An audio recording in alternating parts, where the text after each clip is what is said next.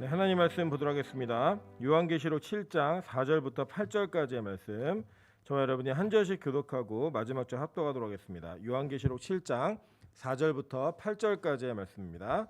신약성경 제 성경으로는 406페이지에 있습니다. 요한계시록 7장 4절부터 8절까지의 말씀, 저와 여러분이 한 절씩 교독하고 마지막 절 합독합니다. 내가 인침받은 자의 수를 들으니 이스라엘 자손의 각 지파 중에서 인침을 받은 자들이 14만 4천이니 유다 지파 중에 인침을 받은 자가 1만 2천이요 르우벤 지파 중에 1만 2천이요 갓 지파 중에 1만 2천이요 아셀 지파 중에 1만 2천이요 납달리 지파 중에 1만 2천이요 므낫세 지파 중에 1만 2천이요 시므온 지파 중에 1만 2천이요 레위 지파 중에 1만 2천이요 이사갈 지파 중에 1만 2천이요 합독합니다. 스불론 지파 중에 1만 2천이요 요셉 지파 중에 1만 2천이요 베냐민 지파 중에 인침을 받은 자가 1만 2천이라. 아멘. 네, 우리 주변에 있는 분들에게 이렇게 한번 인사드리도록 하겠습니다. 정말 보고 싶습니다. 네, 보고 있어도 보고 싶은 그런 은혜가 있었으면 좋겠습니다. 정말 비대면 예배가 이제 더 없을 거라 생각했는데 이제 비대면 예배를 다시 드리는데요. 그래도 이번에는 좀 교회들이 덜 이렇게 긴장하는 것 같아요. 한번 경험이 있어서 그런지 좀 덜 긴장하는 것 같지만 우리는 예배 가운데 영적인 그 감각이나 하나님과의 관계가 소홀해지지 않는가를 더 긴장하면서 예배하는 그런 시간이었으면 좋겠습니다. 그래서 다시 우리가 함께 모여 예배할 때는 하나님의 은혜 가운데 전혀 떨어져 있지 않은 듯한 그런 느낌으로 다시 모여 예배했으면 좋겠습니다. 네, 오늘은 요한계시록 7장 4절부터 8절까지의 말씀을 가지고 합격자 명단이라는 제목으로 하나님 말씀 증거하도록 하겠습니다. 성경을 읽다 보면 저거 이게 왜 써있지? 라고 이렇게 드는 구절들이 있습니다. 특별히 뭐 족보라든지 뭐 이름 얘기 나오는 거 이런 것들 읽어보면요, 그 익숙하지가 않은 이름들이 계속 반복이 됩니다. 그런데다가 의미도 모르겠어요. 뭐 예를 들면 잠언이나 뭐 이런 뭐 전도서 같은 경우는 절절히 우리에게 교훈이 되는 것 같은 그런 은혜가 있거든요. 그런데 오늘 읽은 본문처럼 어떤 지파들에 대한 이야기를 하면서 뭐 숫자가 몇 명이다 이렇게 나오는 것들이 과연 무슨 의미가 있을까라고 하는 그런 의구심이 우리 안에 들 때가 있습니다. 더불어서 이 14만 4천에 1만 2천이라고 하는 그 이야기를 요새 신천지가 자기들의 모토처럼 가지고 있잖아요. 그래서 제가 아는 것은 이 중계동의 하라스포츠센터에는 신천지가 야고보 지파입니다. 야고보 지파여가지고 그죠? 제가 그렇게 알고 있어요. 어쨌든 그 지파 이름을 얘기하면서 자기들이 이렇게 1만 2천 모으고 뭐 14만 4천이 되면 하나님의 영광이 임해서 뭐 다 이긴 자가 되어 천국 간다 뭐 이런 얘기를 하고 있는데, 그런 오해가 될 만한 여지들을 얘기할 때 뭐 이 구절이 아주 그냥 그 전가의 보도처럼 쓰여지는 그런 내용들도 있습니다. 오늘 우리는 이 본문의 내용을 가지고 과연 하나님께서 왜 이렇게 지파들의 이름을 부르시면서 호칭하시면서 이렇게 하나님의 백성들을 구분하셨는가, 그리고 또 이것이 실제로 어떤 의미가 있는가라는 내용을 살펴보도록 하겠습니다. 먼저는 이 지파들에 대한 역사를 좀 공부할 필요가 있다라고 생각을 합니다. 여러분, 제가 나눠드린 간지 뒷면에 보시면 표가 한 장 나오는데 이 12지파의 이름을 호명을 했던 성경에 몇 군데 기록이 있습니다. 그 중에 이제 창세기 49장, 저희가 지금 창세기 배우고 있으시죠? 창세기 49장이 있고, 그 다음에 민수기 나왔네요. 죄송해요. 신명기로 고치세요. 신명기 33장에 모세가 이스라엘 백성들을 축복하는 장면이 나옵니다. 그리고 거기 12지파가 나오죠. 그리고 오늘 여기 읽으신 이 계시록에 이 12지파의 각 지파의 이름을 호명하며 구원받은 자의 이야기들을 하는 내용들이 나오고 있습니다. 제가 그 이름들을 쭉 기록해 놓았는데요. 기록해 놓는 이름들은 제가 임의로 정한 순서가 아니라 성경에서 기술하고 있는 순서입니다. 그래서 쭉 보시면 아시겠지만 깨져 있어요. 그 형부터 동생까지 쭉 얘기하는 그 내용이 전혀 일관성 없이 쓰여져 있는 걸 보게 됩니다. 그런데 잘 보시면 몇 가지 변형되어진 숫자 이야기들의 내용들이 나옵니다. 먼저 창세기에 보면 창세기 49장에서는 시므온과 요셉이 존재했습니다. 그죠? 그런데 이게 신명기로 넘어가게 되면 이 시므온이 없어져 버려요. 없어지고 그 다음에 요셉이라는 지파가 에브라임과 므낫세로 나눠지게 됩니다. 이게 음영 색깔도 제가 좀 실수했네요. 에브라임하고 므낫세로 나눠지게 돼요. 그리고 이제 계시록으로 넘어가면요, 이 계시록에서는 여지껏 있었던 단이라는 지파가 없어져요. 그리고 이 신명기에는 레위 지파가 없었거든요. 이 없었던 레위 지파가 다시 등장하게 됩니다. 그래서 아시는 바와 같이 무언가 목록에서 이 명단의 변화가 있다라는 것들은 우리가 어느 정도 인지하실 수 있다라는 거예요. 그러면 도대체 이러한 변화들이 왜 일어나는 것이고 왜 이것이 우리에게 주어지게 되었는가 하는 내용들을 조금 더 역사적인 관점으로 좀 설명하고 이해해 보도록 하겠습니다. 여러분 잘 보시면요, 실제로 이스라엘이 남유다와 북이스라엘로 나눠지면서 이 남유다는 그 BC 586년에 그리고 북이스라엘은 BC 722년에 그러니까 북이스라엘 먼저 망했어요. 먼저 망하는데 이 남유다라는 나라는 두 지파가 이루었습니다. 유다 지파와 베냐민 지파, 이 두 지파가 나라를 이루었고 나머지 지파들은 다 북이스라엘에 있었어요. 근데 이 북이스라엘을 이루었던 지파들은 아수르에게 망했습니다. 근데 이 아수르라는 나라는 식민지 정책을 어떻게 했냐면 자기들이 정복한 나라의 백성들의 반을 다른 지역으로 강제 이주시키고 다른 지역에 있었던 사람들을 모아갖고 그 지역에다가 다시 심어냈습니다. 그래서 거기서 이게 혈연이 섞이는, 그러니까 혼혈 민족이 생성될 수밖에 없는 문화 환경을 만들어 놓았어요. 그렇게 했던 이유가 뭐냐면 이 나라들이 자기의 민족성을 그대로 유지하고 있으면 독립운동을 일으키니까 그 민족성을 말살시키고 말살시킨 민족성을 통하여 전체 자기들의 식민지를 되게 잘 통치할 수 있게, 그러니까 반란이 일어나지 않게 만드는 그런 정책을 펼쳤습니다. 그러다 보니까 이 유다 지파하고 베냐민 지파를 제외한 나머지 모든 지파들은 혈연적으로 섞여지는 그런 문제가 일어나기 시작합니다. 그래서 그렇게 형성되어진 백성들이 누구냐면 바로 신약 시대에 등장하는 사마리아인들이에요. 그러니까 정확히 말하면 이 유다 지파와 베냐민을 제외한 나머지 지파들은 자신들의 혈통을 그대로 지키는 게 굉장히 힘들었습니다. 여러분 우리도 이제 아시겠지만 뭐냐면 그 조선 구한 말에 우리가 그 조선 초기에는요 양반이 약 4%였습니다. 전체 인구에. 그런데 구한 말이 되면은 약 60%가 양반이 됩니다. 이유가 뭐냐면 이 양반의 족보를 서로 사고 팔고 그냥 이제 노비들이 다 나와갖고 돈 벌고 막 이러면서 족보를 사가지고 그냥 양반이 된 사람들이 되게 많았어요. 그러니까 뭐 우리 지금 현재 자기는 뭐 김해김 씨다, 뭐 어디 전주이 씨다 이렇게 얘기하는 분들 거의 대부분 다 가짜입니다. 예, 족보를 사가지고 예전에는 상놈이었는데 변형되어져. 물론 그런 걸로 지금 우리가 뭘 얘기 안 하잖아요. 얘기 안 하기 때문에 제가 이렇게 쉽게 말씀드리는 거예요. 그런 식으로 이렇게 섞이게 되고 뭔가 정통성이 결여되어진 그런 그 어떤 족보의 가문의 영광 이런 것들을 얘기하는 게 참 무의미합니다. 무의미. 그런 것처럼 지금 이 요한계시록이 쓰여진 시대에 어떤 지파의 사람이다라고 여기에서 혈연적인 문자적인 지파의 혈통을 얘기하는 것은 전혀 무의미한 이야기였어요. 왜냐? 약 700년 전에 망했어요. 나라가 망하면서 지파가 혈연적으로 다 섞여버려서 누가 어느 지파인지를 아는 것이 굉장히 힘든, 그리고 그것이 별로 의미가 없는 그런 시대가 되었습니다. 오히려 그거를 얘기할 수 있다 그러면 이 남유다였던 유다와 베냐민 지파는 이 느부갓네살이 통치하던 바벨론에게 망했거든요. 근데 이 바벨론은 민족 말살 정책을 펼친 게 아니라 친바벨로나 정책을 펼쳤어요. 그래서 그들을 그대로 붙잡아다가 바벨론에 유학을 시켜가지고 이 친바벨로나 시킨 다음에 거기에 있었던 되게 똑똑하고 말 잘 듣는 애들을 통치자로 보내가지고 반란을 못 일으키게 하는 이런 정책을 펼쳤기 때문에 이 유다 지파하고 베냐민은 그대로 갔다가 그대로 돌아옵니다.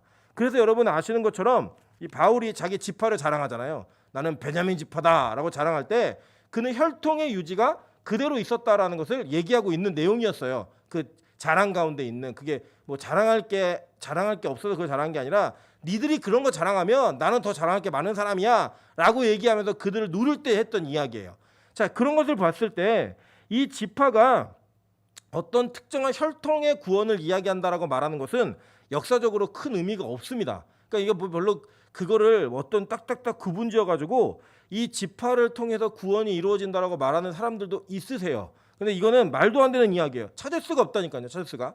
그렇다면 도대체 왜 하나님께서는 이렇게 의도적으로 어떤 지파는 빼기도 하고 어떤 지파는 나누기도 하고 하면서 12지파라는 숫자를 맞추었는가? 그것은 이 성경에서 이야기하고 있는 그 카발라주의자들이 주로 이런 해석을 많이 하는데 뭐냐면 숫자의 의미가 있다는 거예요. 그리고 실제로 숫자에다가 의미를 두었습니다. 유대인들은.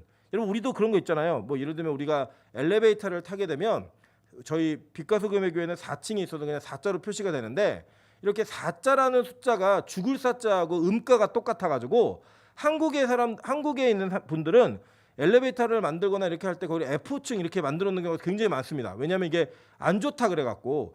제가 기억이 나는 게 뭐냐면 제 친구가 그 아버지가 자동차를 사셨는데 번호가 되게 안 좋다는 거예요. 뭐가 안 좋냐 했더니 번호가 4444래요. 그래서 그런 번호는 이제 안 주거나 안 받거나 하는 이런 일들이 우리 안에 실제로 많이 있는 것들을 보게 됩니다. 그런 것처럼 이 유대인들도 어떤 숫자에다가 특정한 의미를 부여했고요. 이 그 히브리어 알파벳에도 이 의미적으로 음가적으로 숫자가 있습니다. 그러니까 뭐 예를 들어 우리가 뭐 논문 쓰거나 이렇게 얘기할 때 큰 1번, 가로 1번, 그다음에 기억 이렇게 얘기하는 것처럼 가나다라, 가불병정 얘기하는 것처럼 실제 그런 음가가 있어서 다윗이라고 하는 이 히브리어의 스페링은 14라는 것을 의미합니다. 그래서 마태복음에 족보가 나와 있는데 14대, 14대, 14대로 구분지어 가지고 다윗의 자손 메시아가 온다라고 얘기하는 예수 그리스도를 얘기할 때도 그 음가를 사용하는 내용이 있습니다. 그런 의미로서 히브리 사람들에게 3이라는 숫자는 완성되어진 숫자를 이야기합니다. 왜 그러냐면 잘 보시면 됩니다. 천지 창조를 하나님께서 하실 때 총 7일에 걸쳐서 천지를 창조하셨죠. 그죠? 창조하실 때 첫째 날, 둘째 날, 셋째 날에는 이 세상의 전체 프레임을 만드셨어요. 그리고 난 다음에 넷째 날, 다섯째 날, 여섯째 날에는 그 프레임 안에 채워야 될 것들을 채우시고 마지막 일곱째 날에 이 창조주와 피조물 사이에 온전한 안식의 관계, 즉 예배의 관계를 설정하시면서 그것을 천지의 창조로 완성하셨습니다. 그래서 이 3이라고 하는 숫자는 이 유대인들에게 그리고 또 이스라엘 백성들에게는 이 완성되어진 숫자를 상징하는 거였어요. 그리고 여러분 3이라는 숫자 되게 많이 보시죠, 그죠? 뭐 3일 동안 갔다라는 얘기한다든지 예수님이 십자가에서 돌아가신 이후에 며칠 만에 부활하셨죠? 사흘 만에. 사흘은 3일이에요. 나흘이 4일이고, 예, 이 3일 만에 부활하시는 일이 있었어요. 그죠? 그래서 이 3이라는 숫자는 삼위일체 하나님을 이야기할 때에도 우리가 아주 유용하게 사용을 합니다. 그래서 이 3이라는 숫자는 완성된 숫자고 유대인들에게 4라는 숫자는 동서남북 사방을 가르치는 숫자예요. 전체 이 전 세계를 가르치는 숫자다라고 보시면 됩니다. 그래서 이 3과 4를 곱해서 나온 숫자가 12예요. 그래서 12지파, 그 12지파는 뭘 상징하는 것이냐면 이 구약 시대의 교회를 상징하는 겁니다. 구약 시대에 하나님을 믿었던 사람들의 숫자를 상징할 때 12라는 숫자를 사용해요. 그리고 신약에는 12사도, 이 내용을 우리 지난 시간에 배웠죠, 그죠? 12사도라는 숫자를 사용해왔고 12 곱하기 12 하면은 144가 나옵니다. 그리고 난 다음에 민수기를 기초로 해서 첫 번째 출애굽했을 때 민수기 1장에 셈되어진 이스라엘 백성이 몇 명이었죠? 남자만 60만 명이었잖아요. 그 60만 명이 38년 동안 그 광야 생활을 하면서 그들이 옛사람이 죽고 다시 새 사람이 되는 게 뭐였어요? 첫째 1세대가 다 죽고 난 다음에 2세대인 사람이 마지막 27장에 다시 계수를 할 때에도 60만 명이 돼요. 그 60만 명이 옛사람이 죽고 새 사람이 되었을 때 이 준비되어진 60만 명의 군사가 싸우러 나갈 때 각 지파에서 몇 명을 뽑았죠? 1000명씩을 뽑았어요. 이 1000명씩을 뽑은 것을 기초로 해서 그 세 숫자, 구약의 12지파, 신약의 12사도, 그리고 준비되어진 군사 1000명씩을 곱하면 몇이 나와요? 14만 4천이 나오는 거예요. 이 14만 4천이라는 숫자는 그래서 뭘 얘기하는 거냐면 구약과 신약을 더불어 완성되어진 하나님의 백성들을 온 사방에서 다 모은 숫자예요. 그리고 거기에 준비되어진 영적 군대들, 마지막 최후의 전쟁인 아마겟돈을 싸워야 될 이 영적 전쟁에서 승리해서 종말에 마지막 주님의 능력과 은혜를 경험하고 천국에 들어갈 백성들의 숫자를 상징하는 게 14만 4천이라는 거예요. 이해되시죠? 그리고 이 14만 4천이라는 숫자가 그래서 이 전체 합격자의 명단인 겁니다. 무슨 합격자냐? 천국의 합격자의 명단이에요. 제가 기억을 해보면 저는 한 번도 시험을 떨어져 본 적이 없습니다. 이유가 뭐냐? 고등학교 때 대학 진학할 때도 학교 한 군데 원서 넣었고요. 그리고 대학원 갈 때도 그 대학원 이후에 또 THM 할 때도 다 한 군데만 원서를 넣었어요. 그리고 나서 국가고시를 본 거는 운전면허 시험에는 아무것도 없어요. 저는 한 번도 시험을 떨어져 본 적이 없습니다. 그래서 합격자 명단을 이렇게 볼 때 한 번도 긴장했던 적이 없어요. 왜냐면 뭐 사법고시를 본다든지 무슨 고시를 봐야 막 긴장할 거 아니에요. 내가 붙었나 떨어졌나. 저희 때는 대학교를 가면은 합격하면은 종이에 이렇게 전지에 써가지고 이름이 막 써 있었어요. 그래서 그거 막 보면서 막 합격이다 이러고 울고 막 이런 사람이 있었고, 또 전화로 확인했어요. 전화로 빰빰빰 빰빰빰빰빰 이러면서 합격입니다 막 이러면 막 좋아하고 이랬던 기억이 있습니다. 뭐 지금은 인터넷으로 다 이렇게 알아보지만 그때는 이런 어떤 합격자 명단을 확인하고 그것을 가서 실제로 눈으로 보고 하는 게 굉장히 자랑스러운 일이었고요. 굉장히 힘 있는 일이었어요. 막 그 감격이 있고 온 가족이 다 출동해가지고 합격자 명단 보면서 막 기뻐하고 서로 부둥켜갖고 울고 막 이랬던 시대가 진짜 있었습니다. 그랬던 시대에 합격자의 명단이 감동이 있었던 것처럼 지금 이 요한계시록에 나와 있는 12지파의 그 목록은 어떤 특정한 사람들을 얘기하는 것이 아니라 하나님이 태초부터 창조 이전부터 정해놓으신 완성되어진 구원받을 숫자, 그 내용을 상징하는 내용이에요. 그러니까 꼭 14만 4천이 아니라 그 14만 4천이라는 완성되어진 숫자가 이제 구원받는 자리로 올라온다라고 얘기하면서 그들이 바로 인침받은 자라는 거예요. 이해되시죠? 그러니까 하나님께서는요, 이미 창조 전에 구원받을 백성을 결정해 놓으셨습니다. 그 결정해 놓으신 백성들의 숫자는 꼭 여기서 말하는 것처럼 14만 4천이 아니에요.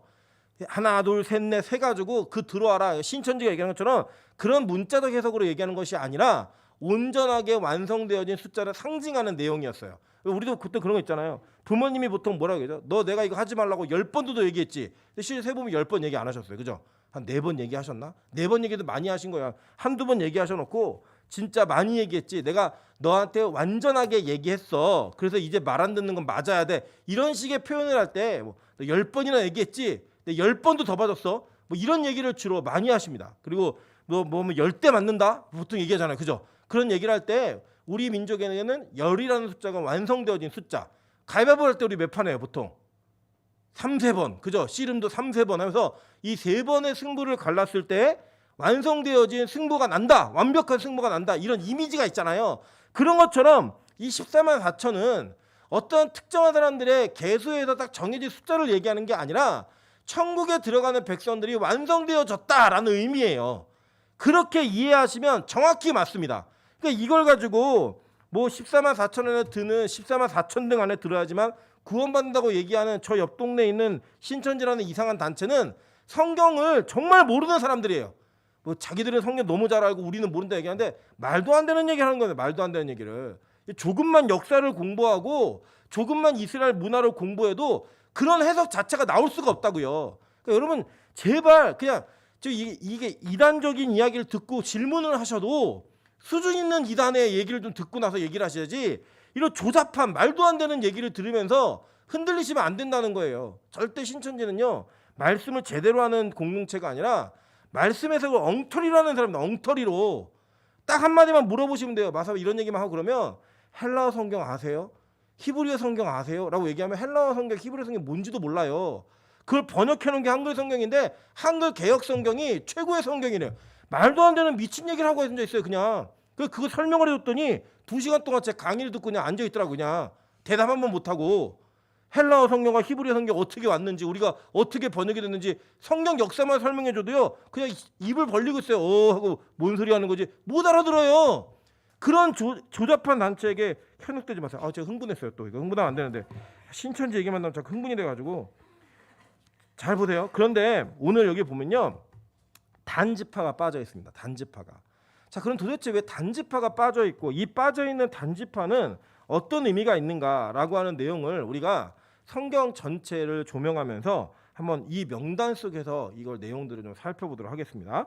자, 창세기 30장 1절부터 6절입니다. 라헬이 자기가 야곱에게서 아들을 낳지 못함을 보고 그의 언니를 시기하여 야곱에게 이르되 내게 자식을 낳게 하라. 그렇지 아니하면 내가 죽겠노라. 야곱이 라헬에게 성을 내어 이르되 그대를 임신하지 못하게 하시는 이는 하나님이시니 내가 하나님을 대신하겠느냐. 라헬이 이르되 내 여종 비라에게로 들어가라. 그가 아들을 낳아 내 무릎에 두리니 그러면 나도 그로 말미암아 자식을 얻겠노라 하고 그의 시녀 비라를 남편에게 아내로 주매 야곱이 그에게로 들어갔더니 비라가 임신하여 야곱에게 아들을 낳은지라. 라헬이 이르되 하나님이 내 억울함을 푸시려고 내 호소를 들으사 내게 아들을 주셨다 하고 이로 말미암아 그의 이름을 단이라 하였으며 라고 얘기해요. 여러분 이 성경에서 나와 있는 자식을 낳는 것은 굉장히 언약을 이어가는 데서 중요한 관점이었습니다. 그래서 이 라헬이 자기 언니는 애를 계속 낳는데 자기가 못 낳는 걸 보고 자기의 몸종을 자기 남편에게 들여보내서 아이를 얻었습니다. 그 얻은 아이가 누구예요? 바로 단이었어요. 단. 그리고 이 단이라는 이름의 뜻이 뭐냐면 재판하다, 싸우다, 탄원하다 이런 거예요. 하나님 판단하신다. 그러니까 이 사실은 이 아이의 출생 자체가 동생이었던 라헬의 질투, 자기의 어머니였던 라헬의 온전한 질투가 그에게 투영되어져서 그의 인생 가운데 나타나게 된 거예요. 그런데 이 단은 원래 받은 축복이 뭐냐면 싸움꾼이에요. 싸움꾼. 근데 이 싸움꾼이었던 단이 자기의 사명과 자기가 가지고 있었던 하나님께서 맡기신 비전들을 다 잃어버렸습니다. 보니까 사사기 1장 34절에 이렇게 얘기합니다. 아모리 족속이 단 자손을 산지로 몰아넣고 골짜기에서 내려오기를 용납하지 아니하였으며 라고 얘기해요. 원래 하나님께서 이 단지파를 통하여 이 사사기 시대에 이스라엘 지파 그 가나안 땅에 이스라엘 백성들에게 주신 그 약속의 땅에 특정 지역을 점령하게 하셨어요. 근데 이 점령하는 것을 그들이 하지 못하고 오히려 쫓겨서 골짜기에서 숨어갖고 내려오지도 못했습니다. 그러다 보니까 이 단지파가 나중에는 자신들의 기업을 못 얻어내요. 한번 볼게요. 사사기 18장 1절입니다. 그때 이스라엘의 왕이 없었고 단지파는 그때 거주할 기업의 땅을 구하는 중이었으니 이는 그들이 이스라엘 지파 중에서 그때까지 기업을 분배받지 못하였습니다 라고 얘기해요. 사사기 18장이면 거의 뒷부분이죠. 결국 이들이 택한 행동이 뭐냐면요, 그들이 자신들에게 할애되었던 단이라고 하는 그 사람들은 그때 당시에 블레셋 사람들이 살고 있었던 지역을 분배받았어요. 근데 이 블레셋은 펠레셋이라고 하는 해양 민족이 철기 문화를 제일 처음 가지고 들어온 지역이었습니다. 그래서 이 철기 문화를 가지고 있었던 이 블레셋과 싸워서 이기는 게 너무 힘드니까 그들이 자기의 기업을 버리고 어디로 갔느냐, 저 위에 있는 단이라는 지역으로 올라갔어요. 라이스라는 지역으로 올라가가지고 그들이 그 땅을 대신 취하면서 자기들에게 원래 주어졌던 사명의 땅을 버린 채 그들이 그 땅을 차지하게 됩니다. 근데 이 차지하는 그 과정 가운데 우리 사사기에 이 내용들이 기록되어 있는데 자, 한번 보세요. 사사기 18장 27절부터 31절입니다. 단 자손이 미가가 만든 것과 그 제사장을 취하여 라이스에 이르러 한가하고 걱정 없이 사는 백성을 만나 칼날로 그들을 치며 그 성읍을 불사르되 그들을 구원할 자가 없었으니 그 성읍이 베드르홉 가까운 골짜기에 있어서 시돈과 거리가 멀고 상종하는 사람도 없음이었더라. 단 자손이 성읍을 세우고 거기 거주하면서 이스라엘에게서 태어난 그들의 조상 단의 이름을 따라 그 성읍을 단이라 하니라. 그 성읍의 본 이름은 라이스였더라. 단 자손이 자기들을 위하여 그 새긴 신상을 세웠고 모세의 손자 게르솜의 아들인 요나단과 그의 자손은 단 지파의 제사장이 되어 그 땅 백성이 사로잡히는 날까지 이르렀더라. 하나님의 집이 실로에 있을 동안에 미가가 만든 바 새긴 신상의 단 자손에게 있었더라라고 얘기해요. 자, 이게 뭐냐면요, 이 미가라고 하는 사람이 자기의 어머니와 같이 살다가 엄마 돈을 훔쳐요. 엄마 돈을 훔치는데 엄마가 이 돈 가져간 놈 저주를 받아라 그랬더니 이 저주를 받을 게 무서워가지고 엄마 돈 여기 써요 그랬더니 엄마가 또 너 이거 축복받아야 돼 축복을 해주면서 그 가져온 돈을 갖고 신상을 만듭니다. 그 신상을 만들어가지고 자기의 집에 놓고 있었는데 그리고 단자손이 지나가다가 그 신상을 보게 된 거예요. 그래갖고 그 신상을 훔쳐갖고 그냥 뺏어서 가요. 그냥 뺏어서 가니까 이제 쫓아와요. 미가가 쫓아갖고 너 왜 가져가니? 그랬더니 너 말하면 죽여버린다. 그래갖고 조용히 또 가요. 그리고 데려가면서 이 신상과 함께 누굴 데려갔냐면 모세의 손자여 게르솜의 아들인 요나단을 자기 집안에 제사장으로 사버렸어요. 그리고 그 신상을 세워놓고 자기 지역에 하나님이 명령하지도 않은 곳에 자기들의 성전을 만들어 놓고 예배를 드리고 있는 거예요. 자기들이 그냥 신당을 지어놓고, 그러니까 지금으로 얘기하면 우상숭배를 하고 있는 거예요. 우상숭배. 그 우상숭배를 하면서 목사 하나 사가지고 맨날 우리 기업 축복해라, 우리 집안 축복해라 이 얘기를 하면서 서로의 거래관계를 가지고 있는 거예요. 언제까지 그랬다고요? 여호와의 집이 실로에 있을 동안에. 그러니까 실로에 있을 동안이라면 다윗 시대까지 계속 그러고 있었던 거예요. 계속 그러고 있는 동안에 이 단자손은 그 지역에서 우상숭배를 하는 그 내용들을 계속 행했습니다. 그리고 이 단지파가 어떤 지파였는지 레위기는 고발하고 있습니다. 레위기 24장 10절부터 11절입니다. 이스라엘 자손 중에 그의 어머니가 이스라엘 여인이요 그의 아버지는 애굽 사람인 어떤 사람이 나가서 한 이스라엘 사람과 진영 중에서 싸우다가 그 이스라엘 여인의 아들이 여호와의 이름을 모독하며 저주함으로 무리가 끌고 모세에게로 가니라. 그의 어머니의 이름은 슬로미시요 단지파 디브리의 딸이었더라 라고 얘기해요. 그러니까 하나님, 그러니까 출애굽에서 하나님의 영광을 막 체험하고 있는 그 시기에도 어떤 일이 있었냐면 이 단지파의 한 아들이 아버지는 애굽 사람이에요. 어머니는 단지파 여자예요. 이 단지파 여자였던 이 아들이 싸우다가 하나님의 이름을 모독하는 거예요. 그러니까 뭐 이런 식이었겠죠. 뭐 내가 하나님의 이름을 두고 맹세하는데 그런 일 없었어 그랬더니 네 하나님 같은 그런 하찮은 존재를 가지고 뭐 무슨 맹세를 해? 나 믿지 못해. 하나님의 신이야 뭐 살아 있어. 뭐 이런 식의 얘기를 뭐 주고받았던 것 같아요. 그 모독하는 얘기를 하니까 그 사람의 이름을 레위기에서는 철저하게 고발해요. 어느 지파 사람의 누구의 딸이었고 그 어머니가 누구의 딸인지 그리고 그 어머니 이름이 뭔지까지도 철저하게 고발합니다. 단지파는 그런 행위를 서슴없이 했다라고 하는 것을 이 대표적인 인물을 통해 얘기하고 있는 거예요. 실제로요. 열왕기상에 가보면요. 이 지파가 세웠던 단성읍이 어떻게 사용되어지는지를 봅니다. 열왕기상 12장 25절부터 29절입니다.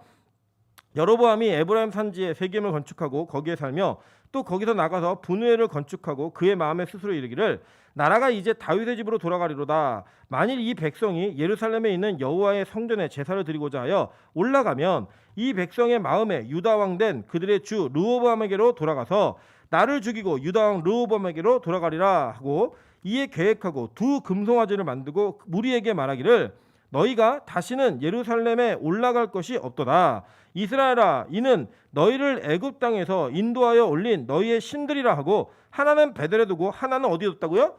단에 둔지라 라고 얘기해요. 이 단이요. 여러분 이제 신약 시대에 어디냐면요. 이 베드로에게 예수님 물으시잖아요. 사람들이 날 누구라 하니? 그때 뭐 엘리야입니다. 에레미야입니다. 뭐 선지자라 그럽니다. 니들은 날 누구라 하니? 주는 그리스도시요 살아계신 하나님의 아들이십니다. 라고 얘기했던 곳이 어디냐? 단이에요. 가이사라 빌립보. 이 지역이다. 제가 진짜 가봤는데요. 동굴이 있고 그 굉장히 큰 높은 암벽으로 된 산이 있어요. 그 산이 어떤 장소냐면 만신전. 그러니까 만신을 모시는 잡다한 신들이 모여 있는 그 만신전이 그곳에 로마 시대에 있었어요. 그러니까 이 단지역은 그 출발로부터 시작해서 쭉 내려오는 모든 것이 우상숭배라고 하는 그 영역을 벗어나지 못한 채 계속 유지하고 있었던 거예요. 근데 이 성경에서 이 단지파를 마지막 구원받는 12지파의 목록에서 빼버렸어요. 빼버렸는데 자 그러면 이들은 다 구원 못 받고 저주받는 인생들인가 뭐 우리가 이해하실 수도 있어요. 그렇게 말하는 분도 계시고 또 어떤 사람들은 이 단지파가 빠져가지고 이게 한국으로 넘어와서 단군이 되었다라고 얘기하는 이상한 사람들도 계십니다. 근데 어쨌든 간에 이거 상징이에요. 상징. 말도 안 되는 얘기로 이게 현혹되지 마시고요. 자 근데 하나님께서는 이 교회라고 모여있는 이 공동체 안에서 누군가를 탈락시킴으로 인해 그 탈락시킨 자리에 하나님의 계획 가운데 구원받을 더 확장되어진 사람들을 넣으시는 통로로 활용하신 이런 구원의 모델링이 이 단에서도 있고 또 신약에서도 12제자 가운데도 반복되는 이야기가 기록되어 있더라는 거예요. 그 구조를 한번 살펴보도록 하겠습니다. 오늘 이 전제를 가져와 볼게요. 로마서 11장 17절부터 24절 이렇게 얘기합니다. 또한 가지 얼마가 꺾이었는데 돌 감람나무인 내가 그들 중에 젖보침이 되어 참 감람나무 뿌리의 진액을 함께 받는 자가 되었은즉. 자 이게 무슨 내용이냐면 바울이 이방인 여러분 이스라엘의 관점에서는 저와 여러분도 다 이방인이에요. 이방인들인 너희가 어떻게 구원을 받았는가를 설명을 하는데 그 설명하는 비유를 할 때 어떻게 얘기하냐면 돌 감람나무가 있는데 참 감람나무 가지가 꺾였대요. 그 꺾인 가지에다가 젖붙임을 해가지고 이 젖붙임을 한 돌 감람나무가 뿌리의 진액을 먹고 나서 이 참 감람나무의 젖붙임됨으로 말미암아 그 가지로서의 역할을 하게 되었다라는 이야기로 우리의 구원의 문제를 설명을 합니다. 그걸 즉 정확하게 직설적으로 표현하면 이런 거예요. 이스라엘 백성 중에 구원에서 탈락한 자가 있다는 거예요. 그 탈락한 자리에다가 이방인을 접붙여가지고 뿌리 되시는 예수 그리스도 하나님으로부터 말미암아 공급받는 영적인 생명수의 양식으로 그 가지가 살아남게 되었다라고 하는 내용을 바울이 비유로 설명하며 너희들이 그렇게 구원받은 거야 라고 얘기하는 내용이 이 로마서 11장에 나와 있는 내용입니다. 그래서 계속 그 내용이 이런 거예요. 뒤에 보면은 그 가지들을 향하여 자랑하지 말라. 자랑할지라도 내가 뿌리를 보존하는 것이 아니요 뿌리가 너를 보존하는 것이라. 그러면 내 말이 가지들이 꺾인 것은 나로 젖붙임을 받게 하려 함이라 하리니 옳도다. 그들은 믿지 아니함으로 꺾이고 너는 믿음으로 섰느니라. 높은 마음을 품지 말고 도리어 두려워하라. 하나님이 원가지들도 아끼지 아니하였은즉 너도 아끼지 아니하시리라. 그러므로 하나님이 인자하심과 준엄하심을 보라. 넘어지는 자들에게는 준엄하심이 있으니 너희가 만일 하나님의 인자하심에 머물러 있으면 그 인자가 너희에게 있느니라. 그렇지 않으면 너도 찍히는 바 되리라. 그들도 믿지 아니하는데 머무르지 아니하며 접붙임을 받으리니 이는 그들을 접붙이실 능력이 하나님께 있음이라라고 얘기해요. 그죠? 그러니까 하나님이 이 접붙임의 능력을 가지고 꺾여진 자리에다가 접붙임을 해갖고 구원받은 자들을 늘리시고 그 영역들을 손해보지 않으셨다는 거예요. 그러니까 원래 하나님의 계획대로 이 모든 것들이 꺾여진 자리에다가 구원받을 가지를 다 갖다 붙인 거예요. 그게 누구예요? 저와 여러분인 거예요. 이방인들. 그 얘기를 하는 거예요. 여러분, 그래서 이 단의 탈락으로 말미암아 누가 들어가냐면요, 말도 안 되는 므낫세가 들어가요. 그럼 이 므낫세는 제가 우리 창세기 때도 오늘 희한하게 요셉 지파가 오늘 그 순서인데, 이 므낫세 지파는요 어떤 지파였냐면, 이 므낫세는 원래 장자였습니다. 요셉의 이 장자였던 므낫세가 차자였던 에브라임과 아버지를 통해 야곱에게 입양이 돼요. 야곱이 야 에브라임과 므낫세는 내 거야.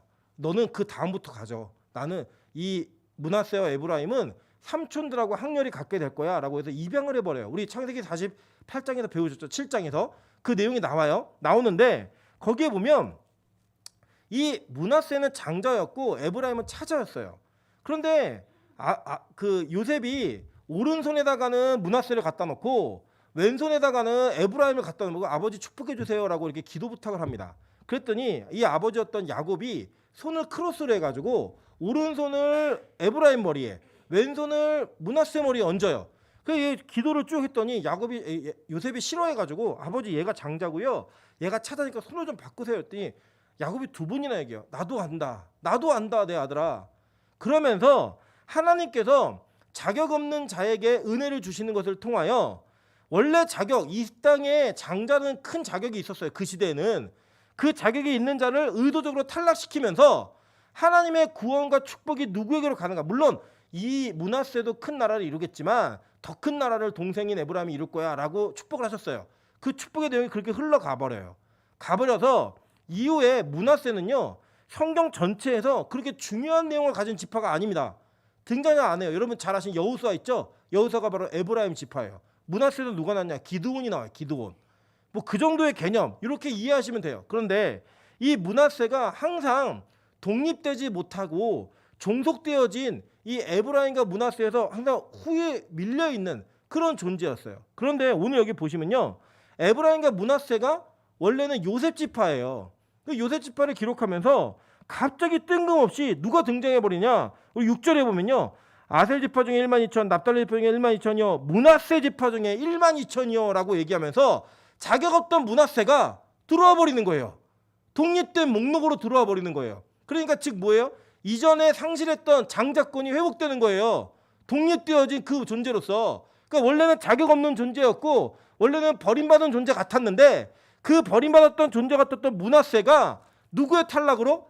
단의 탈락으로 인해 그 자리에 접붙임되어지는 그런 모습이 이 본문 안에 그려져 있다는 거예요. 여러분 잘 보세요. 이게요 12제자에서도 반복이 됩니다. 여러분 12제자 가운데는 가룟 유다가 있었어요. 그죠? 요한복음 12장 4절에 이렇게 얘기합니다. 제자 중에 하나로서, 제자 중에 하나라고 얘기해요. 12제자 가운데 한 제자였던 누가 있었죠? 예수를 잡아줄 가룟 유다가 말하되 라고 얘기했어요. 가룟 유다가 제자였다고요 원래. 근데 이 가룟 유다가 뭘 했어요? 예수를 팔아버렸어요. 그래서 성경에서요 이 가룟 유다 대신에 제자를 하나 뽑아요. 자, 뽑는 제자가 누군지 한번 보겠습니다. 사도행전 1장 16절부터 26절입니다. 형제들아, 성령이 다윗의 입을 통하여 예수 잡는 자들의 길잡이가 된 유다를 가리켜 미리 말씀하신 성경이 응하였으니 마땅하도다 라고 얘기해요. 즉 뭐냐, 이 유다는 원래 구약에서부터 예수를 팔기로 작정되어진 자가 있다라고 성경이 예언이 되어 있다라는 거예요. 이게 시편 내용이거든요. 계속 볼게요. 이 사람은 본래 우리 수 가운데 참여하여 이 직무의 한 부분을 맡았던 자라. 이 사람이 불의의 삭스로 밭을 사고 후에 몸이 곤두박질하여 배가 터져 창자가 다 흘러나온지라. 이 일이 예루살렘에 사는 모든 사람에게 알려져 그들의 말로는 그 밭을 아겔다마라 하니 이는 피밭이라는 뜻이라. 시편에 기록하였을 때 그의 거처를 황폐하게 하시며 거기 거하는 자가 없게 하소서 하였고, 또 일렀을 때 그의 직분을 타인이 취하게 하소서 하였더라라고 얘기해요. 그죠? 그 직분의 대리자를 뽑는 거예요. 그래서 어떻게 뽑느냐 보세요. 이러함으로 요한의 세례로부터 우리 가운데 올려져 가신 날까지 주 예수께서 우리 가운데 출입하실 때에 항상 우리와 함께 다니던 사람 중에 하나를 세워 자 우리와 더불어 예수께서 부활하심을 증거할 사람이 되게 하여야 하리라 하거늘 그들이 두 사람을 내세우니 하나는 바사바라고도 하고 별명은 유스도라고 하는 요셉이요 하나는 마띠아라 그들이 기도하여 이르되 무사람의 마음을 아시는 주여 이 두 사람 중에 누가 주님께서 택하신 바 되어 봉사와 및 사도의 직무를 대신할 자인지 보이시옵소서. 유다는 이 직무를 버리고 제 곳으로 갔나이다 하고 제비를 뽑아 마띠아를 얻으니 그가 11사도의 수에 들어가니라 라고 얘기해요. 그죠? 이 마띠아라는 이름의 뜻이 뭐냐면요 원래 헬라어로는 마띠아스인데 이 뜻이 뭐냐 하나님의 선물이라는 뜻이에요. 근데 여러분 이 마띠아는요 12지파의 숫자를 채움으로써 더 이상 등장하지 않아요. 한 번도 마띠아 이름이 나오지 않아요. 자 그런데 뭘 암시하고 있느냐 지금 이 마띠아는 어떻게 뽑았냐면 제비를 뽑았어요. 그죠? 이게 성경에 나오는 마지막 제비예요. 성경에서 기록되는 마지막 제비고 이 이후부터는 하나님이 사람을 뽑을 때 어떻게 뽑으시냐 성령의 감동함으로 말미암아 뽑아요. 그러니까 뭐 지금도 제비 뽑으면서 뭐 하나님 뜻이야라고 얘기하는 거는 이게 맞지는 않아요. 그냥 재미로 뽑는 거예요. 그냥 재미로 뽑는 건데 제가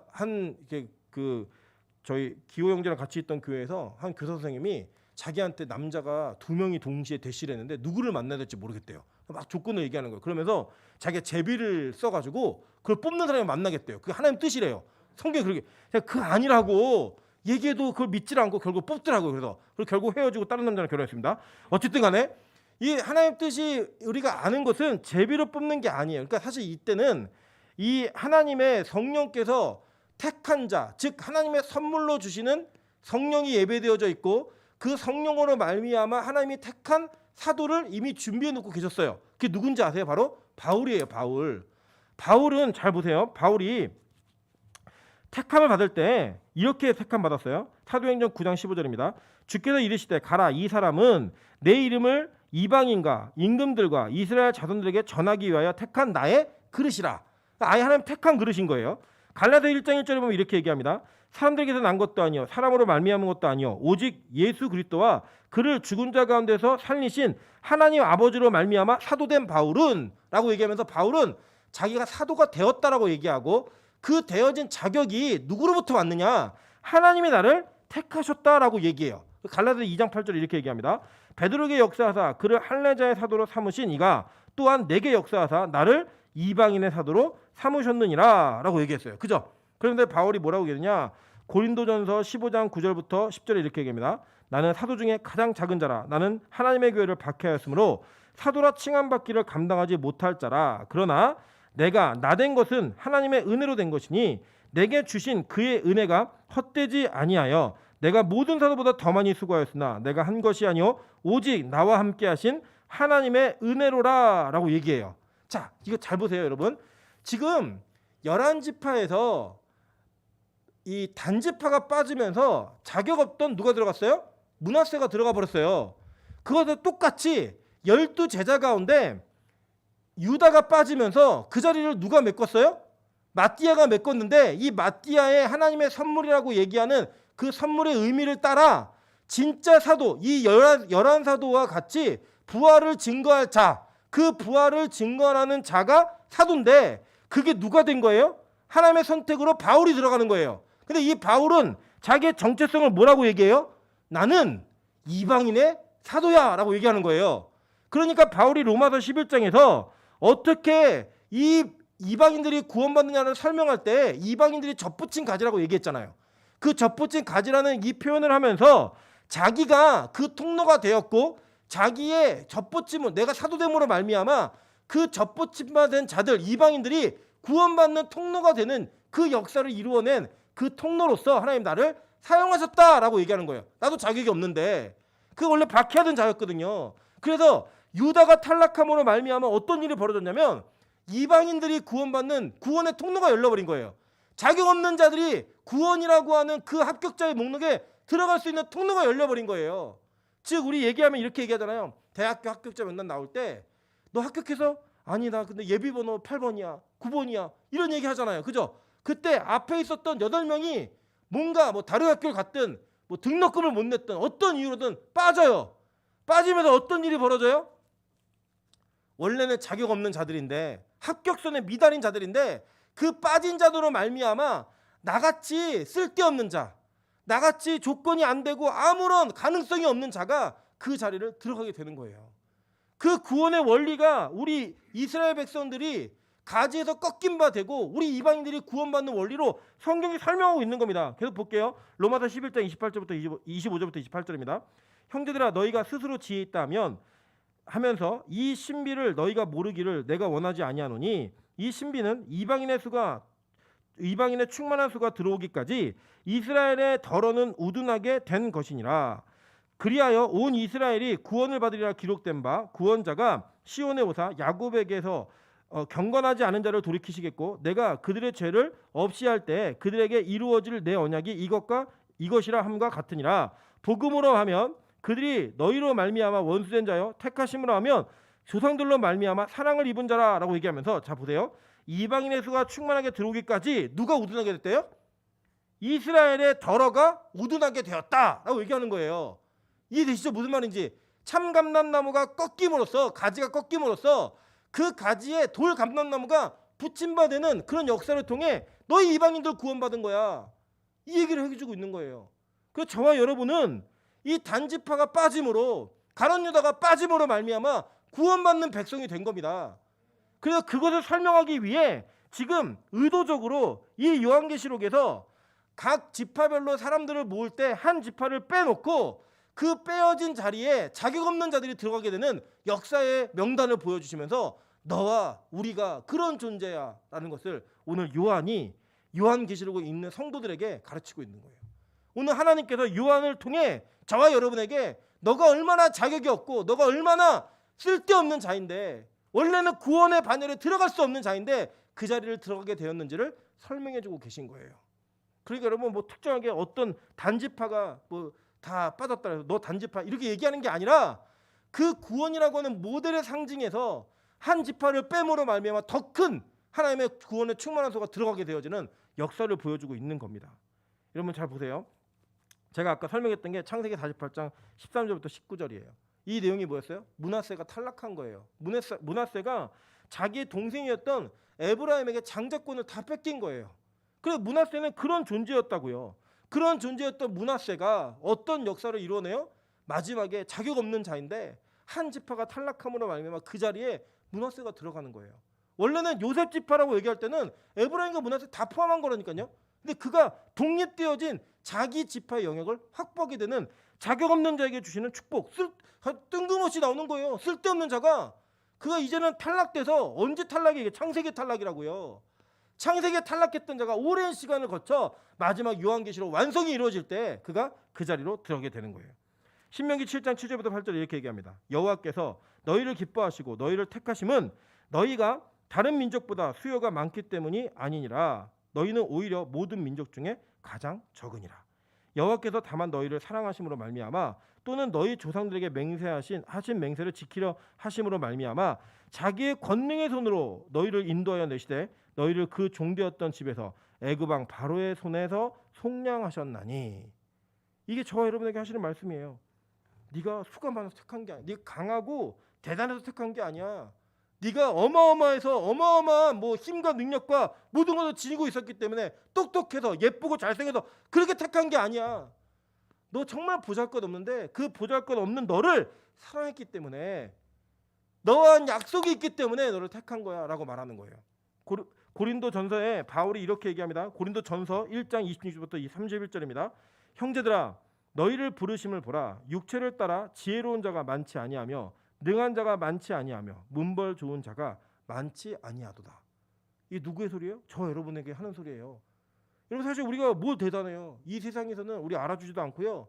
여러분 죽어도 살아도 누가 여러분이 어떻게 되는지 잘 몰라요.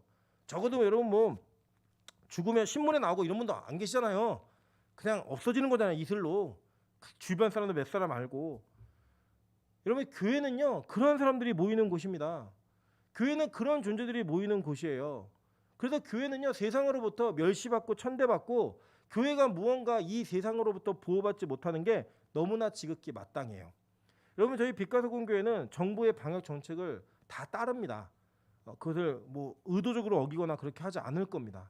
그럼에도 불구하고 어제 이제 뉴스를 보신 분들은 아시겠지만 법원에서 판결이 났어요. 판결이 어떻게 났냐면 서울시의 방역 대책 가운데 4단계 때 전면 비대면을 종교 단체에다 하는 것은 다른 공동체에 비해서 형평성이 어긋나다. 그래서 최소한 20명, 19명까지는 예배를 드리게 해줘야 된다라는 법원의 판결이 있어서 아마 이번 주 중에 서울시가 새로운 방역 그 지침을 이렇게 설정해가지고 공포할 것 같아요. 지금은 비대면이 맞습니다. 지금까지는. 그런데 좀 가혹했어요. 교회에게. 사람들은요 어떤 위기의 상황이 오면 그 위기의 상황에 책임을 묻기 위한 혐오 공동체를 찾아요. 뭐 예를 들면 일본에서 뭐 지진이 크게 일어났을 때 그 지진의 원인과 그 지진의 분노를 누구에게 쏟았죠? 한국인들에게 쏟았어요. 우리 제일 교포들에게 쏟아가지고 다 죽였잖아요. 막 때리고 죽이고 막 이런 일이 막 벌어졌어요. 이 코로나의 초기에 교회라는 공동체가 그렇게 혐오 공동체로 선정이 됐습니다. 그래서요 지금도 어느 공동 뭐 상점이나 이런 데서 코로나가 터지면 절대 뉴스에 상호 공개하지 않아요. 어떤 지역 이렇게 얘기하는데 교회는요 100%예요. 우리 교회도 터졌다. 뭐 중계동 뭐 비읍교회, 건영상가에 있는 비읍교회 이렇게 나와요. 다 알 수 있게. 그렇게 교회는 이 세상의 힘과 권력으로부터 소외되고 오히려 공격받는 대상이 됩니다. 근데 그게 맞아요. 왜 맞는 줄 아세요? 여러분 우리는요 이 세상에서 힘 있는 자가 모인 게 아니에요. 어떤 자들이 모였는지 계속 볼게요. 그러나 하나님께서 세상에 미련한 것들을 택하사 지혜 있는 자들을 부끄럽게 하려 하시고 세상에 약한 것들을 택하사 강한 것들을 부끄럽게 하려 하시며 세상에 하나님께서 세상에 천한 것들과 멸시받는 것들과 없는 것들을 택하사 있는 것들을 폐하려 하시나니라고 얘기해요. 그러면 여러분 이게 뭐냐면 이게 진짜 이거 너무 마음에 상처되는 얘기 아니에요? 교회 안에 있는 자들에게 구원을 기다리고 구원을 갈망하는 자들에게 얘기한 게 뭐냐면 너 세상적 기준으로 너 미련한 자야. 그죠? 너 약한 자야. 너 천한 자야. 멸시받는 자야. 그래야지만 교회 공동체에 들어와서 구원받는 자가 될 수 있어 라고 말하는 거예요. 즉 이거를 한 단어로 요약하면 뭐예요? 자기 부인.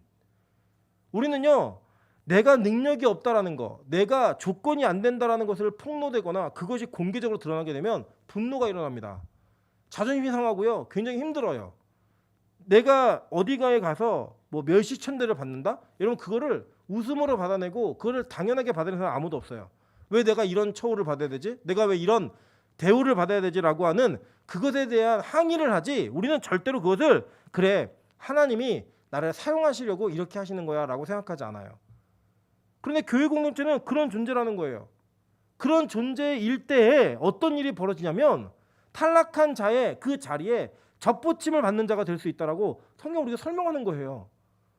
원래 우리는 자격이 없는 자이고 유기된 자이고 탈락되어진 자인데 그것을 인정하고 내 죄됨과 나의 가능성 없음과 나의 무능함과 무지함과 약함과 천함과 미련함과 이것을 자랑하는 자들, 이것을 나의 인생의 모토로 삼는 자들을 하나님께서 택하셔서 교회 안으로 불러들이신다는 거예요. 접붙임을 하게 하신다는 거예요. 그래서 하시고자 하는 일이 뭐예요? 있다고 하는 것들을 폐하게 하신다는 거예요. 그게 구원이에요. 그게 요한계시록이라고요. 여러분 요한계시록을 읽었던 이것을 읽으면서 위로받았던 사람들이 어떤 사람들인지 아십니까? 그 시대에 말도 안 되는 이상한 종교를 믿는 거예요.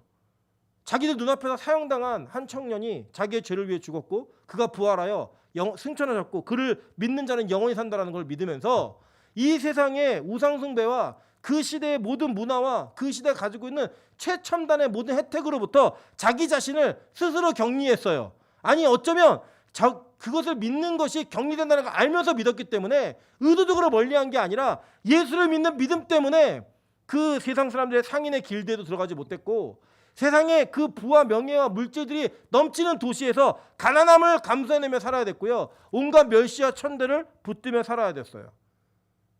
그게 예수 믿는 것의 그 시대 속의 본질이었다니까요. 이 요한계시록을 읽었던 사람들에게. 근데 그들에게 위로하는 거예요. 오늘 너희 므낫세 같은 자들이지 너희 고린도전에서 얘기하는 멸시천대 세상에 미련한 것들, 이런 것들의 평가를 받는 자들이지 걱정하지 마. 너희를 택하셔서 하나님이 있는 것들을 패하려고 너희를 택하신 거야. 그래야 하나님의 강함이 드러나니까, 아무도 자랑하지 못하니까 그걸 얘기하고 있는 거예요. 계속 보실게요. 이는 아무 육체도 하나님 앞에서 자랑하지 못하게 하려 하심이라. 너희는 하나님으로부터 나서 그리스도 예수 안에 있고, 예수는 하나님으로부터 나와서 우리에게 지혜와 의로움과 거룩함과 구원함이 되셨으니 기록된 바 자랑하는 자는 주 안에서 자랑하라 함과 같게 하려 함이라. 예수만을 자랑하는 사람, 예수만을 자랑할 조건이 되어 있는 사람이 바로 합격자 명단에 들어가는 사람이라는 거예요. 여러분, 이 세상의 시험은 점수를 잘 받으면 됩니다. 이 세상의 합격은 세상이 원하는 기준을 맞춰내면 됩니다. 그것을 위해서 여러분 열심히 노력하면 합격할 수 있어요. 기도 열심히 한다고 사법고시 붙지 않아요. 물론 없어졌지만 기도 열심히 한다고 대학교 붙지 않아요. 공부 열심히 하셔야 돼요. 세상이 원하는 기준이 있어요. 근데 하나님 나라의 기준은 뭐예요? 오직 예수만 자랑하고 모든 것이 다 예수 때문에 이루어졌다라고 고백하고 나의 미련함과 나의 가난함과 나의 멸시천대를 자랑할 수 있는 자, 그가 바로 이 명단에 들어갈 수 있는 자라고 오늘 성경은 이 명단을 통해 설명하고 있는 거예요.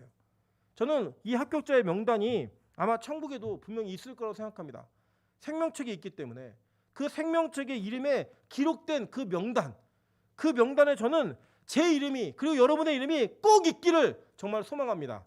그런데 그 소망함이 실제적 현실이 되기 위해서 여러분 이 땅에서 우리가 교회의 모습을 가져야 된다는 거예요. 그게 어떤 모습이에요? 오늘 고린도전서 1장 21절 31절까지 바울이 이야기했던 접붙임된 내가 어떤 존재인지를 인식하고 나에게 오직 예수 외에는 어떤 소망도 없다고 고백할 수 있는 것, 나의 모든 나된 것이 다 하나님의 은혜라고 고백할 수 있는 그 사람만이 이 구원의 합격자의 면에 들어갈 수 있다라고 성경은 오늘 우리에게 가르치는 것입니다. 나중에 우리 시간이 닿으면 우리 창세기 지금 배우고 있지만 우리 신명기도 그렇고 이 명단들을 통하여 왜 하나님이 의도적으로 이렇게 하셨는가, 왜 이렇게 이 명단을 바꿔 가시면서 하나님의 구원의 계획을 이루어 가시는가를 배울 거예요. 너무 재밌어요. 너무 신기해요. 왜냐? 이 모든 것이 예수로 말미암아 이루어진다라는 거. 이 바울의 사역조차 베냐민 지파의 그 흐름 속에 다 그대로 나와요. 그걸 통해 하나님은 우리에게 말씀하시는 거예요. 너 합격자 명단에 들어갈 수 있는 방법이 있단다. 너 아무것도 아니라고 고백해야 돼. 모든 것이 다 하나님의 은혜라고 고백해야 돼. 이 세상의 약함을 자랑하고 네가 얼마나 가난하고 멸시천대 받는 자인지를 인정하며 나아가는 것, 그것만이 온전한 구원의 조건이야 라고 성경은 말하고 있는 겁니다. 여러분, 저는 우리 빛과 소금 교회가, 그리고 저와 여러분이 온전히 예수만을 자랑하는, 아니 자랑할 게 예수밖에 없는 그런 존재가 되기를 주님의 이름으로 축원합니다. 여러분의 인생 모든 과정을 통틀어서 예수 외에는 그 어떤 것도, 예수 그리스도의 십자가 외에는 그 어떤 것도 나의 자랑이 될 수 없다라고 고백할 수 있는 우리 모두가 되시기를 주님의 이름으로 축원합니다. 우리 찬양으로 기도하